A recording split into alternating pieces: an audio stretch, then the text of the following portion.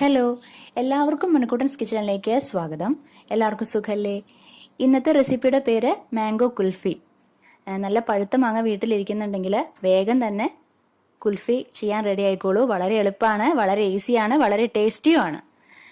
അപ്പോൾ മാംഗോ കുൽഫി ഉണ്ടാക്കാനായിട്ട് ഞാൻ ദേ ഒരു പാൻ എടുത്തിട്ടുണ്ട്. അതിലേക്ക് ഒരു സ്പൂൺ അരിപ്പൊടി ഇട്ടിട്ടുണ്ട്.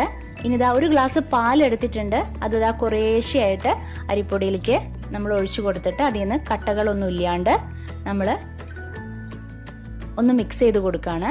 കട്ടകൾ നീക്കം ചെയ്യാണ് കേട്ടോ. സ്പൂൺ കൊണ്ട് നന്നായിട്ടൊന്ന് മിക്സ് ചെയ്ത് കൊടുക്കാം.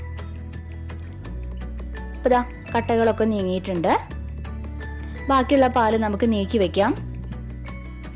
കുറച്ച് പഞ്ചസാര ചേർത്ത് കൊടുക്കാം.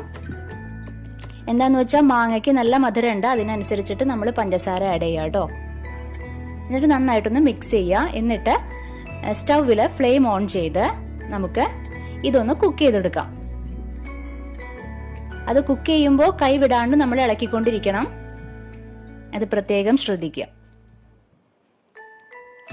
നന്നായിട്ട് മിക്സ് ചെയ്തുകൊണ്ടിരിക്കുക. ഇതുപോലെ ഈ ഒരു പരുവം എത്തുമ്പോൾ നമുക്ക് ഫ്ലെയിം ഓഫ് ചെയ്യാം.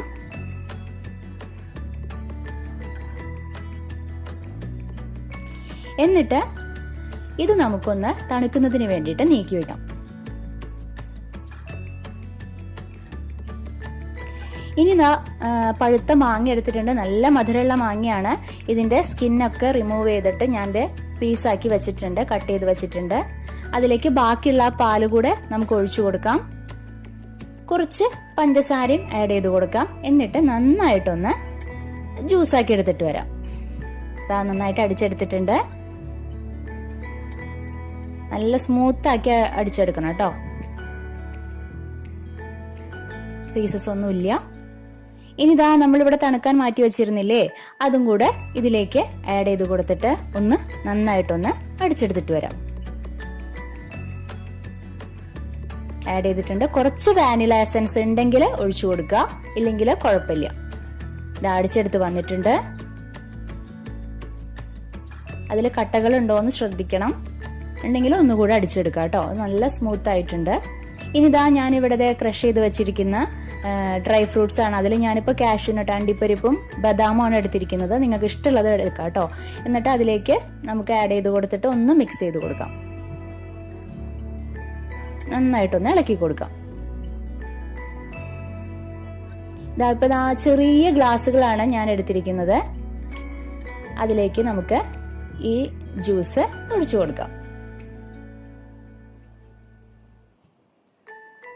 ഫോയിൽ പേപ്പർ എല്ലാവരുടെ വീട്ടിലുണ്ടാവുമല്ലോ.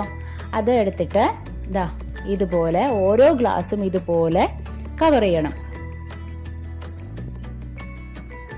ഇതുപോലെ കവർ ചെയ്തിട്ട് ഒരു റബ്ബർ ബാൻഡ് എടുത്തിട്ട് ഒന്ന് ടൈറ്റ് ചെയ്ത് വെക്കാം നമുക്ക്.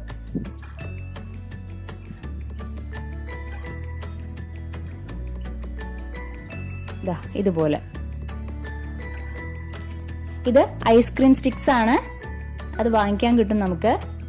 വളരെ കുറഞ്ഞ പൈസയേ ഉള്ളൂ ഇതിനൊക്കെ കേട്ടാ. എന്നിട്ട് ഇതുപോലെ ചെറിയൊരു ഹോൾ ആ ഫോയിൽ പേപ്പറിൽ ഉണ്ടാക്കിയിട്ട് ഇതുപോലെ ചെറിയൊരു ഹോൾ ഇട്ട് കൊടുക്കാം. പതുക്കെ ചെയ്യണം, ഇല്ലെങ്കിൽ ഫോയിൽ പേപ്പർ ഫുള്ളായിട്ട് കീറിപ്പോവും. പതുക്കെ ചെയ്യാം. എന്നിട്ട് ഈ ഐസ്ക്രീം സ്റ്റിക്ക് അതിലേക്ക് വെച്ചു കൊടുക്കാം. ഇതുപോലെ 3 ഗ്ലാസ്സിൽ നമുക്ക് ഇതുപോലെ ചെയ്യാം കേട്ടോ. എന്നിട്ട് ഒരു 6 മണിക്കൂർ നമുക്ക് ഫ്രീസറിൽ സൂക്ഷിക്കണത്. ഇപ്പൊ 6 മണിക്കൂർ കഴിഞ്ഞിട്ട് നമുക്കത് തുറന്നു നോക്കാം. നന്നായിട്ട് ഫ്രീസായി വന്നിട്ടുണ്ട്. ഒരു 5 മിനിറ്റ് നേരം അങ്ങനെ ഇരിക്കട്ടെ. എന്നിട്ട് നമുക്കതൊന്ന് തുറന്നു നോക്കാം.